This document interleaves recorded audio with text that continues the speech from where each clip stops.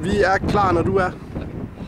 Hej, jeg har modtaget en opfordring fra Mads Koch Hansen fra Lægeforeningen og to gode fysioterapeutkolleger, Christian Thorborg og Thomas Bandholm, i forhold til at modtage en Ice Bucket Challenge. Og den tager jeg selvfølgelig imod, den udfordring. Jeg vil rigtig gerne være med til at skabe opmærksomhed omkring den forfærdelige sygdom ALS. Jeg har selv mistet et kært familiemedlem til sygdommen. Jeg holdt rigtig meget af hende. Jeg vil også gerne skabe opmærksomhed omkring sygdommen ved selvfølgelig at sende den her udfordring videre. Jeg vil gerne sende udfordringen videre til en god kollega i Sundhedskartellet, hvis fag arbejder med de her patienter. Det er formand Grete Christensen for Dansk Sygeplejeråd. Så vil jeg gerne sende den videre til to politikere. Det er Sofie Hestorff Andersen, som er regionsrådsformand i hovedstaden.